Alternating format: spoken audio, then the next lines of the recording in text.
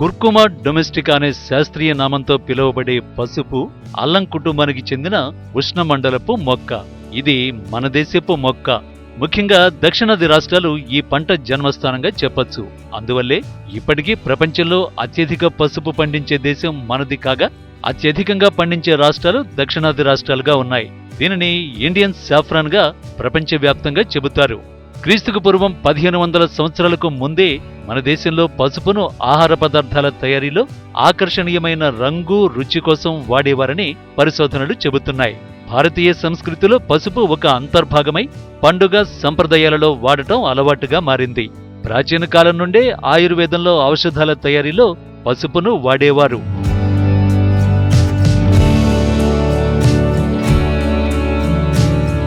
రెండు 2016-17 సంవత్సరంలో ప్రపంచవ్యాప్తంగా దాదాపు 3 లక్షల హెక్టార్లలో పసుపు సాగు జరిగింది. సుమారు 13,48,000 టన్నుల పంట దిగుబడి జరిగిందని అంచనా. ప్రపంచవ్యాప్తంగా పసుపు ఉత్పత్తిలో 78% ఉత్పత్తితో భారత్ ప్రథమ స్థానంలో ఉంది. 8% ఉత్పత్తితో చైనా రెండో స్థానంలో, 4% ఉత్పత్తితో మయన్మార్ మూడో స్థానంలో ఉంది. 2016-17 సంవత్సరంలో మన దేశం నుండి పసుపు ఉత్పత్తుల ఎగుమతి పరిమాణం 116,500 టన్నులు కాగా విలువ 1,241 కోట్ల రూపాయలుగా ఉంది. మందుల తయారీ రంగంలో ఎగుమతులు ఎక్కువగా ఉన్నాయి. ప్రపంచ పసుపు ఎగుమతి వ్యాపారంలో దాదాపు 90%తో మన దేశం ప్రథమ స్థానంలో ఉంది. జపాన్, శ్రీలంక, ఇరాన్, ఆఫ్రికా దేశాలు, అమెరికా, ఇంగ్లాండ్ దేశాలు ప్రధాన పసుపు దిగుమతి దేశాలు.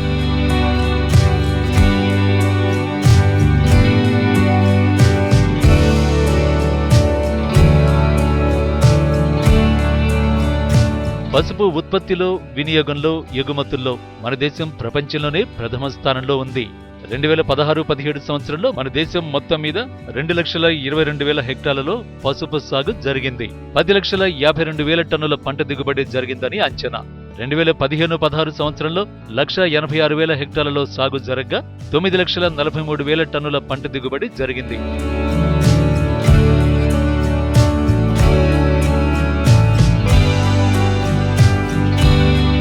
దేశం మొత్తం మీద 25 రాష్ట్రాల్లో పసుపు సాగు జరుగుతోంది. తెలంగాణ, మహారాష్ట్ర, ఏపీ, తమిళనాడు, కర్ణాటక, ఒరిస్సా ప్రధాన పసుపు ఉత్పత్తి రాష్ట్రాలుగా ఉన్నాయి. దేశంలోనే పసుపు ఉత్పత్తిలో ప్రథమ స్థానంలో ఉంది తెలంగాణ రాష్ట్రం. 2016-17లో 50,000 హెక్టార్లలో సాగు జరగ్గా 2,55,000 మెట్రిక్ టన్నుల పసుపు దిగుబడి వచ్చింది. 16,700 హెక్టార్లలో పసుపు సాగుతో 1,77,000 మెట్రిక్ టన్నుల పసుపు ఉత్పత్తితో మహారాష్ట్ర రెండో స్థానంలో ఉంది. 16,600 హెక్టార్ల సాగు విస్తీర్ణంతో 1,34,000 మెట్రిక్ టన్నుల దిగుబడితో ఆంధ్రప్రదేశ్ రాష్ట్రం మూడో స్థానంలో ఉంది.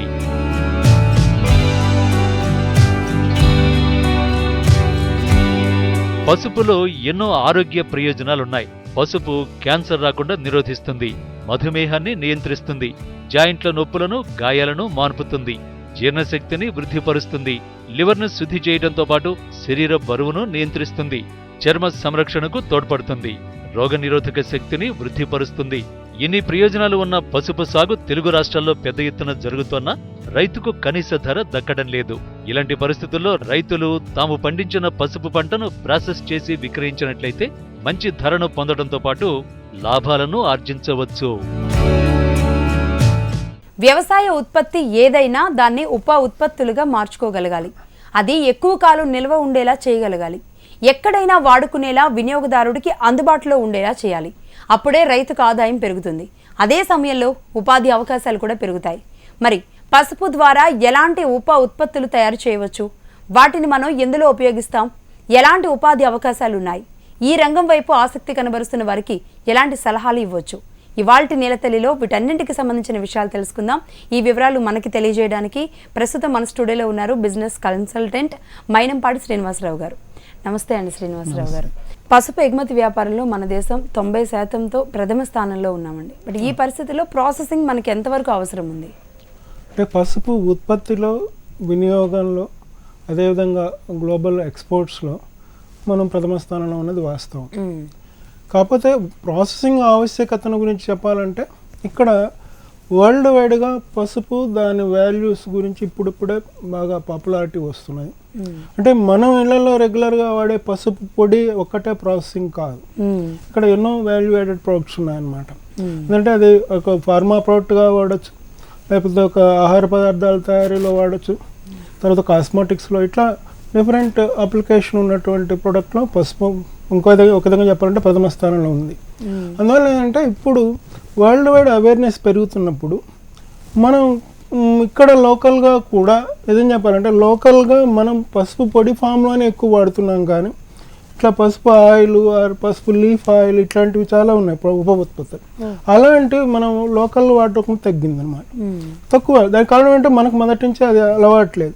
ఇప్పుడు ఏమవుతుందంటే ఇప్పుడు ready to eat products market పెరగటము, అట్లాగే గ్లోబల్ ఎక్స్పోర్ట్స్ పెరగటము, ఈవెన్ ఇతర దేశాల్లో కూడా ఈ టర్మరిక్ వాల్యూస్ కూడా ఐడెంటిఫై చేసి మనకన్నా వాళ్ళు సైంటిఫిక్ రీసెర్చ్ ఎక్కువ చేస్తున్నారు.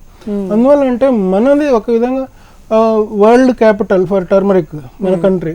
అందువల్ల అది కాకుండా మన దక్షిణాది రాష్ట్రాలు, ఇంకా ఒక విధంగా చెప్పాలంటే మన తెలంగాణ మన దేశంలోనే అత్యధిక పరిమాణంలో పెంచేటువంటి ప్రొడ్యూస్ చేసేటువంటి రాష్ట్రం అనమాట. అందువల్ల ఇక్కడ మనకు ఈ ప్రాసెసింగ్ ఇండస్ట్రీలు రావాల్సిన ఆవశ్యకత ఎంతైనా ఉంది. ఏ ఏ దేశాలు దిగుమతి చేసుకుంటూ ఉంటాయి మన పసుపుని? అంటే యాక్చువల్గా ఇవి పసుపుని గ్లోబల్ మొత్తం, అంటే దీని వాల్యూ తెలిసిన ప్రతి కంట్రీ మన దేశం నుంచి ఇంపోర్ట్ చేసుకోవాలి, దానికి ఆల్టర్నేటివ్ లేదు అసలు. కాకపోతే ఎక్కువగా మనకు జపాను, శ్రీలంక, ఇరాను, ఆఫ్రికా దేశాలు, తర్వాత మధ్యప్రాచ్య దేశాలు, తర్వాత ఇథియోపియా, అమెరికా, ఇంగ్లాండ్, ఇవి ప్రధానంగా పసుపుని ఇంపోర్ట్ చేసుకొని వాళ్ళు మళ్ళీ ఫర్దర్ ప్రాసెసింగ్ చేసుకొని అక్కడ లోకల్ మార్కెట్ చేసుకుంటుంటారు అనమాట. ఆరోగ్య రీత్యా కానివ్వండి, ఏదైనా పసుపుని ప్రతి కూరలో కానీ అన్నిట్లో వాడుతూ ఉంటాం కాబట్టి వినియోగం మన దగ్గర ఎక్కువ ఉంది. మరి ప్రాసెసింగ్ ఎలా చేసుకోవాలి? ప్రాసెసింగ్ అంటే అసలు ఎలా చేయాలి? దీనికి సంబంధించి ప్రధానంగా రైతు లెవెల్లో చేసే ప్రాసెసింగ్ యూనిట్స్ ఆర్ గ్రామీణ లెవెల్లో చేసే ప్రాసెసింగ్ యూనిట్ మనం ఒక విధంగాను, తర్వాత అదర్ ఇండస్ట్రీస్ గాను మనం బ్రాడ్గా డివైడ్ చేయొచ్చు. రైతుల్లాగా అంటే ముందర అసలు పసుపు భూమి నుంచి తీసిన తర్వాత దాన్ని మళ్ళీ కుకింగ్ చేసి దాన్ని మళ్ళీ డ్రై చేస్తారనమాట. అదే ఒక ఎక్స్పోర్ట్ క్వాలిటీ ప్రొడక్ట్ రావాలి అంటే ఈ రోజులు, ఎందుకంటే ఇప్పుడు బేసిక్ ప్రాసెసింగ్ అక్కడ జరుగుతుంది, రైతు దగ్గరే జరుగుతుంది. అలాంటప్పుడు ఏదో ట్రెడిషనల్ మెథడ్లో కాకుండా ఇప్పుడు ఆధునికమైనటువంటి టెక్నాలజీ వచ్చింది దాంట్లో కూడా.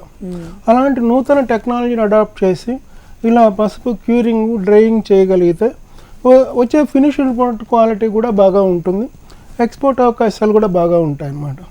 ఇది ఒకటి మనం గ్రామీణ లెవెల్లో చేయొచ్చు.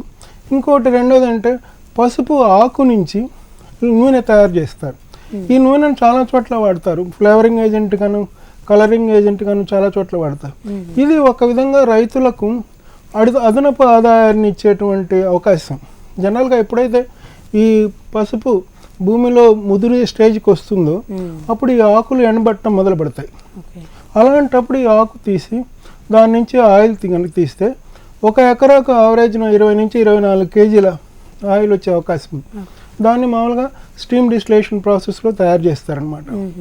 ఇప్పుడు ఈరోజు ప్రైస్ తీసుకుంటే కేజీ 1200 రూపాయలు టర్మరిక్ లీఫ్ ఆయిల్ ప్రైస్ అనమాట. అంటే అలా అడిషనల్గా వాళ్ళు కనీసం ఒక 20-25 వేల రూపాయలు ఒక ఎకరాకు వాళ్ళు ప్రాఫిట్ పొందొచ్చు. అలా లేదా అన్ఎంప్లాయిడ్ యూత్, ఇప్పుడు రూరల్ అన్ఎంప్లాయిడ్ యూత్ ఉంటారు. ఇప్పుడు కొన్ని ఎక్కడైనా పసుపైన ఒకే చోట దాదాపు 10,000 ఎకరాలు 5,000 ఎకరాల క్రాప్ ఉన్నప్పుడు అక్కడ ఇలాంటి యూనిట్ ప్రత్యేకంగా నెలకొల్పి దాన్ని మళ్ళీ ఈ లీఫ్ని తీసుకొని రైతులకు ఎంతో కొంత వాళ్ళకి అమౌంట్ పే చేసి ఈ లీఫ్ తీసుకొని ఆయిల్ తీసి మళ్ళీ మార్కెట్ చేసుకోవటం అనేది ఒక మంచి కాన్సెప్ట్. అండ్ చాలా చోట్ల అప్లికేషన్ ఉందన్నమాట. ఇంతవరకు ఈ లీఫ్ను వేస్ట్గానే వదిలేస్తారు, కానీ ఇలా ప్రాసెస్ చేసే చాలా తక్కువ. ఉప ఉత్పత్తులు అంటే ఇవేనా, ఇంకేమైనా ఉన్నాయా? ఇంకా తర్వాత ఇప్పుడు మనం బేసిక్ థింక్ చేసాం. రెండోది ఏంటంటే పసుపును పౌడర్గా చేయటం.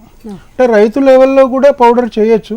అంటే జనరల్గా ఇప్పుడు పసుపు భూమిలో నుంచి తీసినప్పుడు కొన్నిసార్లు ముక్కలుగా విరిగిపోతాయి. అలాంటప్పుడు వాటికి ఎక్కువ మార్కెట్ ఉండదు. అది వీళ్ళు మార్కెట్లో ఆ ముక్కలను తక్కువ రేటుకు అమ్ముకునే కన్నా వీళ్ళే ఒక చిన్న ఇండస్ట్రీ కనుక పెట్టుకుంటే ఒక మైక్రోపల్వరైజర్ పెట్టుకొని ఒక 10 లక్షల్లో కూడా మొదలు పెట్టచ్చు. అదే ఒక కమర్షియల్ స్థాయిలో కనుక పెట్టాలంటే మినిమం ఒక 25 కేజీలు పర్ అవర్ కెపాసిటీలో ఒక 25-30 lakhsలో మొదలు పెట్టచ్చు. ఇది బేసిక్గా పసుపు పొడి తయారీ ఇండస్ట్రీ. ఈ పొడిలో కూడా మళ్ళీ క్రయోజెనిక్ గ్రైండింగ్ అనే ఒక లేటెస్ట్ టెక్నాలజీ ఉంది.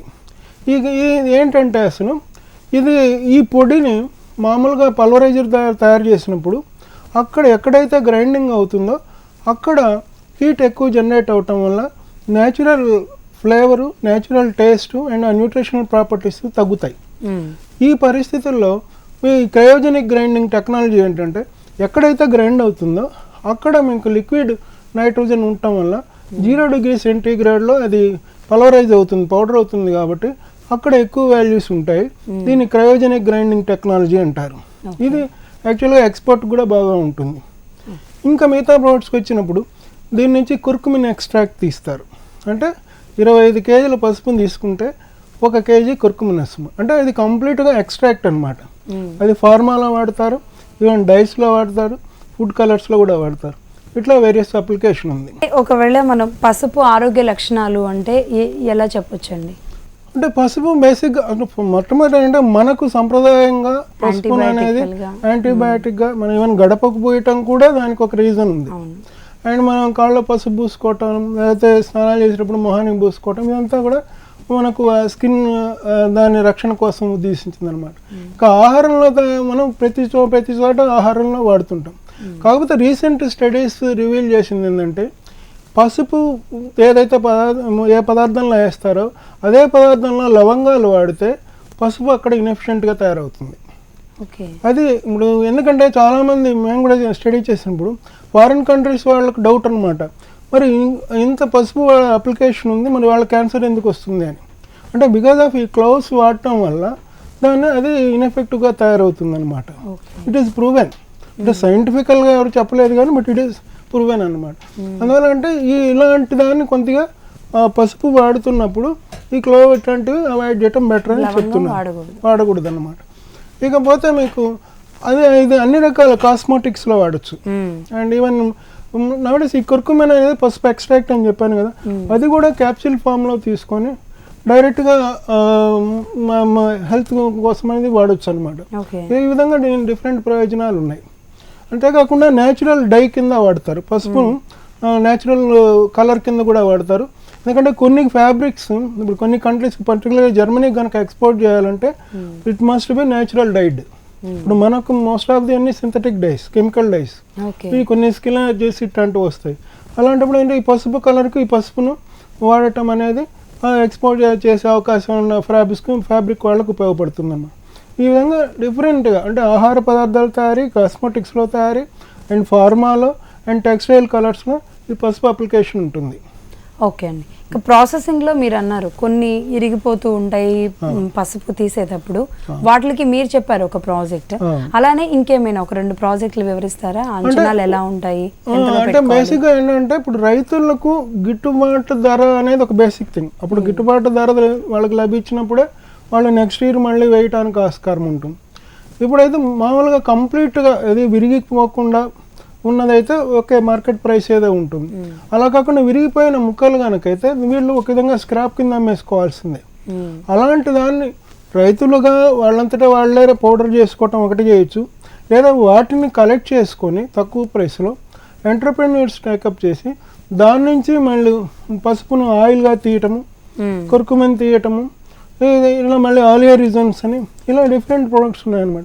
అవన్నీ తీయటం వల్ల ఏమవుతుందంటే అంటే ఏవి చేసినా కూడా ఇప్పుడు ఆయిల్ తీసినా కూడా పసుపును పౌడర్ ఫామ్లో తీసుకొచ్చి దాన్ని మళ్ళీ డిఫరెంట్ హైడ్రో ఎక్స్ట్రాక్షన్ టెక్నాలజీ అని, సాల్వెంట్ ఎక్స్ట్రాక్షన్ టెక్నాలజీ అని, సూపర్ క్రిటికల్ ఫ్లూయిడ్ టెక్నాలజీ అని ఇట్లా డిఫరెంట్ టెక్నాలజీస్లో ఉంటాయి. వాటిలో ఈ ఆయిల్స్ కానీ ఆలియా రీజన్స్ కానీ ఈ తయారు చేయడం జరుగుతుందన్నమాట.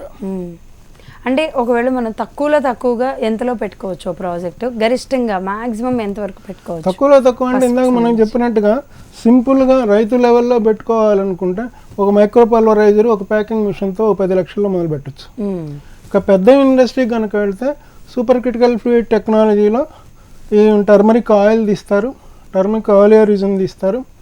ఇవి దాదాపుగా మీకు ఒక 12 కోట్ల వరకు ఉంటుందన్నమాట. అది 2 tons input per day capacity.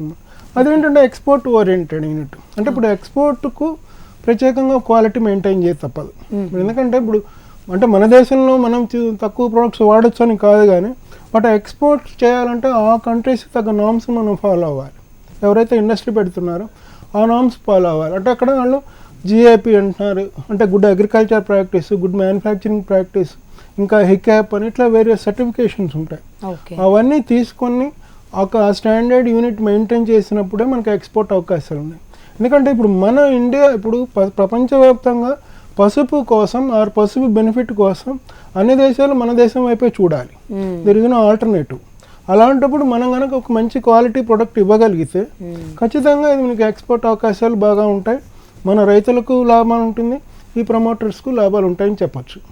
Okay అండి, అంటే మీరు ఇంతకు ముందు అన్నారు పసుపు ఆకు నుంచి ఆయిల్ తయారు చేస్తారని, అంటే ఇది చాలా మంది తెలియని విషయం, కానీ దానివల్ల ఉపయోగాలు ఎలా ఉంటాయి అంటే దాన్ని జనరల్గా ఫ్లేవరింగ్ ఏజెంట్గా వాడతారు, ఫుడ్ కలర్స్లో వాడతారు, తర్వాత డైస్ కింద ఫ్యాబ్రిక్ కలర్ వస్తుంది మీకు. దాని బేసిక్ ఎక్స్ట్రాక్ట్ అది ఒక విధంగా భూమిలో అయితే ఇది ఉంటుంది, పైన లీఫ్ దానికి కూడా ఈ టర్మరిక్ ప్రాపర్టీస్ ఉంటాయి. అందుకని దాన్ని మామూలుగా దాన్ని కూడా ఈవెన్ ఫార్మాలో కూడా వాడుతుంటారు అనమాట. డిఫరెంట్ అప్లికేషన్ ఉంది అది. అంటే కొత్త కాన్సెప్ట్ అసలు యాక్చువల్లీ ఎక్స్పోర్ట్స్ కూడా జరుగుతుంది. ఎక్స్పోర్ట్ ముందు చెప్పినట్టు కదా, ఇప్పుడు ఈ రోజు రేట్ అంటే కేజీ 1200 రూపాయలు ఉంది ఎక్స్పోర్ట్ ప్రైస్ అనమాట. బట్ అంటే ఈ ఇండస్ట్రీ పెట్టడానికి ఎంత బడ్జెట్ అయ్యే అవకాశాలు ఉంటాయి, మరి అలాగే చుట్టుపక్కల ఎంత మేర పసుపు పండుతూ ఉండాలి, ఎంత ఆకు సేకరించగలగాలి? అంటే ఇప్పుడు ఒక ఎకరాకు తీసుకుంటే దాదాపుగా అవుట్పుట్ వైజ్ తీసుకుంటే 20 to 24 లీటర్స్ ఆయిల్ వస్తుందని స్టాటిస్టిక్స్ చెప్తున్నాయి అనమాట. అలా మనం జనరల్గా ఇట్లాంటి అగ్రికల్చర్ బేస్డ్ ఇండస్ట్రీ ఏవైనా సరే మ్యాక్సిమం 180 days 200 days కన్నా ఎక్కువ పనిచేయవు. అలాంటప్పుడు ఏంటంటే చుట్టుపక్కల కనీసం ఒక 5-6 వేల ఎకరాల్లో కనుక ఉంటే, ఎందుకంటే అక్కడ రైతులు కోసం కొంతమంది రైతులకి ఏంటంటే ఆకు కోస్తే కింద భూమిలో ఇది సరిగ్గా రాదేమని భయం ఉంటుంది. అది వాస్తవానికి భయం అవసరం లేదు, ఎందుకంటే అది ముదిరేటప్పుడు నీళ్లు కూడా ఇవ్వటం కట్ చేస్తారు, అది న్యాచురల్గా మామూలుగా ఎండిపోతుంది ఆకు. అలాంటప్పుడు కోస్తే నష్టం ఏమి ఉండదు. కానీ కొంతమందికి ఒక రకమైన భయం ఉంటుంది అనమాట, పైన కోసేస్తే కింద పని చేస్తుందో లేదో అన్నట్టు. అందువల్ల కొంతమంది ఇవ్వటానికి ఇష్టపడకపోవచ్చు. అందువల్ల ఏంటంటే ఒక 5,000 ఎకరాలు ఏం కాదు, ఇట్ ఈస్ ప్రూవెన్ అసలు. అందువల్ల ఎందుకంటే అది మీకు డ్రై అయిపోతూనే ఉంటుంది అసలు, ఎందుకంటే వాటర్ పెట్టడం మానేస్తారు, వాటర్ అప్లై చేయడం మానేస్తారు. అందువల్ల న్యాచురల్గా అది ఎండకు ఎండిపోతూనే ఉంటుంది అనమాట. దాన్ని తీసుకొని ఈ ప్రాసెస్లో చేస్తారనమాట. ఇప్పుడు ఇక్కడ ఈవెన్ 2-3 వేల ఎకరాలు ఉన్నా అంటే జనరల్గా ఏంటంటే పసుపు ఎక్కడున్నా కూడా కాన్సన్ట్రేటెడ్గానే పండుతుంది. ఆ లొకేషన్ అంతా కూడా పసుపులో వేస్తారు కాబట్టి అక్కడ అలాంటి చోట ఇలాంటి ఇండస్ట్రీ పెట్టడం మంచిదే. అండ్ జనరల్గా 150 days 180 days ఇలాంటి ఇండస్ట్రీ పని చేసినా సరిపోతుంది. అండ్ ఇదేంటంటే యాక్చువల్గా హైడ్రో ఎక్స్ట్రాక్షన్ టెక్నాలజీ అనమాట. ఇక్కడ ఏమవుతుందంటే మామూలుగా స్టీమ్ను అప్లై చేయటం ద్వారా దాన్ని ఆయిల్తో కలిసిన వాటర్ను తీస్తారనమాట. తర్వాత ఆయిల్ సపరేట్ అవుతుంది, వాటర్ సపరేట్ అయిపోతుంది. ఇదే పరిశ్రమలో ఇంకా సపోజ్ ఇది ఒక 150 రోజులు పసుపు ఆకు నుంచి ఆయిల్ తీసినప్పుడు ఇంకా వేరే సపోజ్ యూకలిప్టస్ ఆయిల్ దొరికితే దాని నుంచి ఆయిల్ తీయచ్చు, లేకపోతే దవన ఆయిల్, ఈవెన్ కరివేపాకు ఆయిల్, ఇలా డిఫరెంట్గా సేమ్ ఇండస్ట్రీలోనే చేయొచ్చు అనమాట. అంటే ఆకుల నుంచి తీయడానికి ఆ ప్రాసెసింగ్ అంతా ఆ మిషనరీ అంతా వేరే ఉంటుంది, దాని ప్రత్యేకంగా ఉంటుంది. అంటే మామూలుగా చెప్పాలంటే మన ఎలా కుక్కర్ ఎట్లా ఉంటుందో అలాంటి టెక్నాలజీ. ఇప్పుడు మామూలుగా కింద పెద్ద బౌల్ ఉందనుకోండి, ఆ బౌల్లో కింద నీళ్లు పోస్తారు, మధ్యలో ఇంకోటి దించుతారు, ఈ మధ్యలో దించిన అది నెట్ మాదిరి ఉంటుంది, దాని మీద ఈ ఆకులు వేస్తారు, ఆకులు వేసి పైన ఎయిర్ టైట్ చేస్తారు, పైనుంచి ఒక గొట్ట మాదిరి పైకి వస్తుంది, కింద స్టీమ్ పెడతారు. ఇప్పుడు కింద వాటర్ బాగా మరుగుతూ ఈ ఆగోకుండా పైకి వస్తుంది అనమాట స్టీమ్. ఆ స్టీమ్లో మీకు వాటర్ ఉంటుంది, ఆయిల్ ఉంటుంది. అది బయటకు వచ్చిన తర్వాత మళ్ళీ దాన్ని చల్లబరిస్తే ఆయిల్ బరువు ఎక్కువ ఉంటుంది కాబట్టి సపరేట్ అవుతుంది, వాటర్ ఇంకో సపరేట్ అవుతుంది. ఇట్లా దీన్ని స్టీమ్ డిస్టిలేషన్ టెక్నాలజీ అంటారనమాట. ఇది ఇట్లా ఆయిల్స్ నుంచి వేరియస్ ఆకుల నుంచి తీయచ్చు అనమాట. అంటే అది మల్టీ ప్రొడక్ట్ ఇండస్ట్రీ అని చెప్పొచ్చు. సరైన క్వాలిటీ మెయింటైన్ చేస్తే మంచి ఇన్వెస్ట్మెంట్ పెట్టుకొని టేకప్ చేయొచ్చు. దీంట్లో సైజ్ తీసుకుంటే ఒక బ్యాచ్ ప్రాసెస్ అనమాట. 250 kg దగ్గర నుంచి ఒక బ్యాచ్కి 4 టన్నులు కూడా ఉంటుంది. మినిమం సైజ్ తీసుకుని ఒక 1 ton పర్ బ్యాచ్ కెపాసిటీ తీసుకుంటే, అంటే ఒక బ్యాచ్ అంటే ఒక 3 to 4 hours ఒక బ్యాచ్ పనిచేస్తుంది అనమాట. ఆ 4 hours మీకు ఆ బ్యాచ్ అయితే మళ్ళీ ఇంకొకసారి మళ్ళీ ఇట్లా రోజుకు 4-5 బ్యాచ్లు వేసుకోవచ్చు అనమాట. అలా వీళ్ళు చేసుకొని ఆ ప్రోడక్ట్ మార్కెట్ చేసుకోవచ్చు. అంటే ఏదైనా కూడా క్వాలిటీ ప్రోడక్ట్గా చేయటం. అంటే దానికోసం ఈ పరిశ్రమ కోసం పర్టికులర్గా పసుపు ఆకుల నుంచి ఆయిల్ తీసేది ఎంత ప్లేస్ అవసరం ఉంటుంది, ఎంత బడ్జెట్ అవసరం ఉంటుంది? అంటే దీనికి మామూలుగా అయితే కొద్దిగా స్పేషియస్గా పెట్టుకోవాలంటే ఒక 25 సెంట్లు 1/4 acre సరిపోతుంది. షెడ్ అయితే ఒక 3000 SFT సరిపోతుంది. నేను మామూలుగా ఇన్వెస్ట్మెంట్ అవి తీసుకుంటే 1000 kgs పర్ బ్యాచ్ అయితే మిషనరీ వరకు దాదాపుగా 12 నుంచి 15 లక్షలు అవుతుంది. ఓవరాల్ ఇన్వెస్ట్మెంట్ ఒక 25-30 లక్షలు సరిపోతుంది అనమాట. కొత్తగా ఏదైనా పరిశ్రమ స్టార్ట్ చేయాలి అనుకున్న వాళ్ళు ఈజీగా అయ్యే దాని గురించి ఎక్కువ చూస్తారు. బట్ పసుపు ప్రాసెసింగ్ అనేది ఈజీగానే అనిపిస్తుంది కదా, మరి మార్కెట్లో సేల్ చేయడం అనేది కొంచెం టాస్క్ మీద డిపెండ్ అయి ఉంటుంది. బట్ ఎలాంటి కండిషన్లో దీన్ని తయారు చేస్తే వీళ్ళు అనుకున్న దానికి రీచ్ అవుతారు? అంటే ఇక్కడ మనం ఏంటంటే బేసిక్గా వీళ్ళు ఇండస్ట్రీ ఓరియంటేషన్ ఏంటి, లోకల్ మార్కెటా ఎక్స్పోర్ట్ మార్కెటా? అదేమైనా ఎక్స్పోర్ట్ మార్కెట్ అనుకున్నప్పుడు ఈ పౌడర్స్లో థింక్ చేస్తే వాళ్ళు క్రయోజెనిక్ గ్రైండింగ్కి వెళ్ళటం మంచిది. ఎందుకంటే పౌడర్ ఎక్కడ వాడినా కూడా ఇండియన్సే వాడతారు. ఈవెన్ యుఎస్ యూరోపియన్ కంట్రీస్ వెళ్ళినా కూడా అక్కడ మన ఇండియన్సే వాడతారు ఎక్కువ. ఇంకా తర్వాత ఆయిల్స్, ఈవెన్ టర్మరిక్ ఆయిల్ కానీ, అలేరిజన్ కానీ, ఆర్ కుర్కుమిన్ కానీ, ఇవన్నీ కూడా ఎక్స్పోర్ట్ ఓరియంటెడ్ ప్రొడక్ట్స్. ఆ స్థాయిలో ఇన్వెస్ట్మెంట్ కూడా మీకు ఆ స్థాయిలో అవసరం ఉంటుంది. మినిమం 6 కోట్లు, 5.5 కోట్లు, 6 కోట్లు మన ఏది మనం ఆయిల్ తీసే ఇండస్ట్రీ కనుకైతే, అదే అలియర్ రీజన్ కనుకైతే మళ్ళీ ఇంకో 6 crores. అది మళ్ళీ దాంట్లో technology, super critical fluid technology, that is the latest technology అనమాట. ఎందుకంటే సాల్వెంట్ ఎక్స్ట్రాక్షన్లో కొన్ని సాల్వెంట్ రెసిడ్యూస్ ఈ ఫినిష్డ్ ప్రోడక్ట్లో ఉండే అవకాశం ఉంది. అందువల్ల అది మీకు టెస్ట్ రిపోర్ట్స్లో బయటపడుతుంది. అందుకని ఎక్స్పోర్ట్స్ కొద్ది ప్రాబ్లం ఉంటుంది. ఈ సూపర్ క్రిటికల్ ఫ్లూయిడ్ టెక్నాలజీలో కార్బన్ డైఆక్సైడ్ ఇంజెక్ట్ చేసి దాన్ని రిమూవ్ చేస్తారు. అందువల్ల మీకు అది మోస్ట్ హై క్వాలిటీ అని చెప్పొచ్చు అనమాట. బట్ ఇన్వెస్ట్మెంట్ దాదాపు 12 కోట్లు ఉంటుంది. అలాంటి అదే ఎక్స్పోర్ట్ ఓరియంటెడ్ ఇండస్ట్రీ అన్నప్పుడు ఖచ్చితంగా వాళ్ళ నామ్స్ ఫామ్ చేయటం, వాటిని ఫాలో చేయటం అవసరం. కుర్కుమిన్ తయారీ అంటున్నారు కదా పసుపు నుంచి, అది ఎలా ఆ ప్రాసెస్ వివరిస్తారా? అంటే కుర్కుమిన్ అంటే యాక్చువల్గా ఇది ఎక్స్ట్రాక్ట్ అనమాట. అంటే ఇప్పుడు 25 kgల పసుపుని తీసుకుని దాన్ని ఎక్స్ట్రాక్ట్ చేస్తే 1 kg వస్తుంది. ఇది బేసిక్గా అంటే ఈ పసుపు మనం ఏదంటున్నామో ఆ పసుపు కలర్ కారణం కుర్కుమిన్. దాంట్లో కూడా యాక్చువల్గా మీకు సేలం పసుపు తీసుకుంటే దాదాపుగా 5% వరకు ఉంటుంది. కానీ మనం మామూలుగా ఇళ్లలో వాడేటువంటి మన పసుపు పొడి ఏదైతే ఉందో ఆ పసుపు పొడిలో 2.5 నుంచి 3% మాత్రమే కుర్కుమిన్ ఉంటుంది. అందువల్ల ఏమవుతుందంటే ఇప్పుడు కుర్కుమిన్ యాక్చువల్గా ఇది డైరెక్ట్గా ఫార్మా అప్లికేషను, అంటే మందు తయారీలో వాడతారు, తర్వాత ఈ ఫుడ్ కలర్స్గా వాడతారు, తర్వాత డైస్గా వాడతారు అనమాట. అది మల్టిపుల్ అప్లికేషన్ ఉన్నటువంటి ప్రోడక్ట్. లోకల్ మార్కెట్ ఇప్పుడే పెరుగుతున్నది. బట్ ఎక్స్పోర్ట్ అవకాశాలు, ఒక మంచి క్వాలిటీ ప్రొడక్ట్ చేస్తే మాకు ఎక్స్పోర్ట్ అవకాశాలు పుష్కలంగా ఉన్నాయని చెప్పచ్చు. రోజు పసుపు రైతులు చూస్తూ ఉంటాం, ఆందోళన చూస్తూ ఉంటాం, వాళ్ళ నష్టాలని, వాళ్ళ బాధలన్నీ వింటూ ఉంటాం.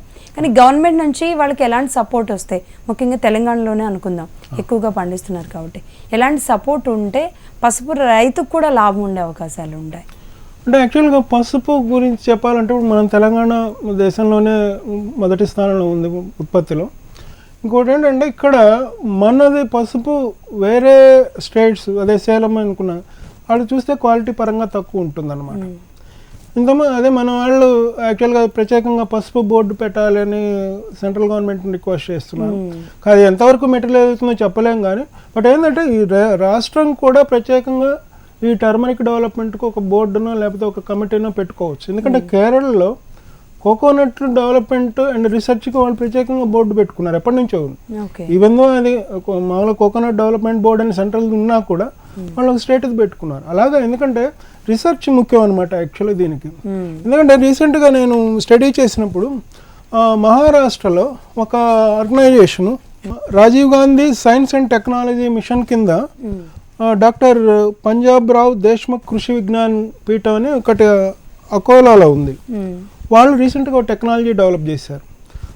ఆ టెక్నాలజీ ప్రకారం ఏంటంటే డైరెక్ట్గా రైతు నుంచి వచ్చినటువంటి ఫ్రెష్ పసుపు కొమ్ములను మళ్ళీ దాన్ని పాలిష్ చేసి డ్రై చేసి ఇంత ప్రాసెస్ లేకుండా డైరెక్ట్గా పసుపు పొడి తయారు చేయొచ్చట. దానివల్ల ఏంటంటే పసుపు పొడి క్వాంటిటీ 20% పెరుగుతుంది, దాంట్లో ఉన్న కుర్కుమిన్ కంటెంట్ డబుల్ అవుతుందని చెప్పి వాళ్ళు రివీల్ చేశారనమాట. ఇలాంటి టెక్నాలజీ కనుక మన ఇక్కడ కనుక అడాప్ట్ చేయగలిగితే సో దట్ ఏంటంటే ఇండస్ట్రీ పెట్టిన వాళ్ళకు బెనిఫిట్ ఉంటుంది, ఇటు రైతులకు కూడా రెమ్యూనరేట్ ప్రైస్ ఇచ్చే అవకాశం ఉంటుందన్నమాట. స్టేట్ గవర్నమెంట్ ప్రత్యేకంగా సెంట్రల్ గవర్నమెంట్ బోర్డు పెట్టిన దాకా వెయిట్ చేయకుండా వీళ్ళంటూ ఒక స్పెషల్గా ఒక బోర్డు లాంటిది లేకపోతే ప్రత్యేక రీసెర్చ్ ఇన్స్టిట్యూట్ లాంటిది సెటప్ చేసి దీని మీద పరిశోధనలు చేసి అది కాకుండా పరిశోధనలు చేస్తే సరిపోదు, ఇది రైతుకు చేరాలి. కానీ మన వాళ్ళు ఎక్కువ ఇది రీసెర్చ్ జరుగుతుంది కానీ రైతుకు చేరటం కష్టం అనమాట. అందుకంటే రైతుకు కనుక చేరగలిగితే అప్పుడు ఏదైనా అవుట్పుట్ తీసుకుంటే మన తెలంగాణలో తీసుకుంటే ఇప్పుడు యాక్చువల్గా మనకి ఇక్కడ మహారాష్ట్రలో ఒక హెక్టార్కు 16.63 మెట్రిక్ టన్నులు పండుతుంటే తెలంగాణలో 5.10 మెట్రిక్ టన్స్ మాత్రమే పండుతుంది. అంటే ఇప్పుడు మనం ఇక్కడ ఎక్కువ విస్తీర్ణం పండించడం ద్వారా నెంబర్ 1 స్థానంలో ఉన్నాం కానీ బట్ క్వాలిటీ పరంగా ఆర్ క్వాంటిటీ పరంగా ఆర్ ప్రొడక్టివిటీ పరంగా మనమే ఉన్నత స్థానంలో లేవని చెప్పాలి. అంటే అదే 50,000 హెక్టార్లు ఇక్కడ పడుతుంటే అదే మీరు కనుక ఈ 16 టన్నులు కనుక చేస్తుంటే మోర్ దాన్ 90 lakhs పోయి ఉండేది ఆర్ 9 lakhs వచ్చి ఉండేది. కానీ ఇది రాలేదు. కారణం ఏంటంటే మనకు ప్రొడక్టివిటీ తక్కువ. ముందర ప్రొడక్టివిటీ తక్కువ అవడానికి కారణం అనాలిసిస్ చేయాలి. అక్కడేమో 16 టన్నులు పండుతుంది ఒక హెక్టార్కు, ఇక్కడేమో 5 టన్నులు పండుతుంది. దీని మీద అనాలిసిస్ చేస్తే రైతుకు ఎక్కువ బెనిఫిట్ వస్తుంది. అంటే ఆల్మోస్ట్ 3 బెనిఫిట్ వస్తుంది కదా. అది కనుక చేయగలిగితే గవర్నమెంట్ ఆ విధంగా చర్యలు తీసుకుంటే రైతులకు బెనిఫిట్ ఉండే అవకాశం ఉంటుందని చెప్పొచ్చు. కనీసం అంటే ఈ లోపుగా బోర్డు కోసం వెయిట్ చేయకుండా బయట వ్యక్తులతో పెట్టించడమైనా లేదంటే గవర్నమెంట్ అయిన ఇనిషియేటివ్ అంటే బోర్డులు పెట్టడానికి అక్కడ మనం సెంట్రల్ గవర్నమెంట్ దృష్టిలో చూసినా కూడా ఎన్నో ప్రాబ్లమ్స్ ఉన్నాయి. స్పైసెస్ బోర్డులో దాదాపుగా 30-40 రకాల ప్రొడక్ట్స్ ఉన్నాయి. ఒక్కొక్క స్టేట్ ఒక్కొక్క బోర్డు అడిగితే మళ్ళీ వాళ్ళ ప్రాబ్లం అవుతుంది కదా. అందుకనంటే ఇక్కడ మనం ఎక్కువ కల్టివేషన్ ఉంది, మన రైతులకు బెనిఫిట్ కావాలనుకున్నప్పుడు మనం ఇనిషియేటివ్ తీసుకోవటంలో తప్పు లేదు. అలాగే ఎట్లా రీసెర్చ్ ఇన్స్టిట్యూట్ కనుక పెట్టి అక్కడ ఇంకా ప్రత్యేకంగా ఏం లేదు. ఇప్పుడు వేరే చోట కరువు ఎక్కువ ఉంది, దానికి కారణం ఏంటో మనం అనాలిసిస్ చేసి మనం ఏమైనా ఇక్కడ ఇంప్లిమెంట్ చేయగలమా, అంటే దాని మెయిన్ అవుట్పుట్ మనకు తక్కువగా ఉంది, అక్కడ ఎందుకు ఎక్కువ ఉంది, వాళ్ళ ఇంటెన్సివ్గా ప్లాంటేషన్ చేస్తున్నారా లేకపోతే ఇంకేదైనా పద్ధతి అడాప్ట్ చేశారా, ఇవి స్టడీ చేసి మన రైతులను ఎడ్యుకేట్ చేస్తే దాని వాళ్ళకి బెనిఫిట్ ఉంటుంది. పసుపులో నిజంగానే బంగారాలు పండించవచ్చు. అవును, అంతే. ఓకే అండి, చాలా బాగా వివరించారు శ్రీనివాస్ గారు. పసుపు ఉప ఉత్పత్తులు, ప్రాసెసింగ్, అలాగే దాని మీద లాభాలు, ఇండస్ట్రీలు ఎలా పెట్టుకోవాలని. థ్యాంక్ యూ వెరీ మచ్ అండి.